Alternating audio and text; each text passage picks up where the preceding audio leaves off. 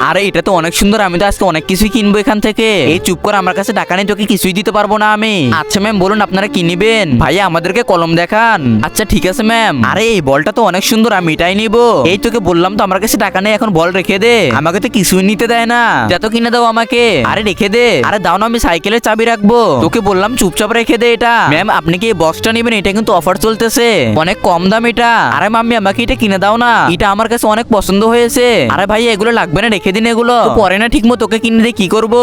আচ্ছা ঠিক আছে মাম্মি, আমাকে একটা ভালো জিনিস কিনে দাও না। আরে তোকে এক কথা কতবার বলবো যে আমার কাছে টাকা নেই, তুই তো কলম নিতে এসেছিস, কলম নে বাড়ি চল। মাম্মি আমার তো এই কলমটা পছন্দ হয়েছে।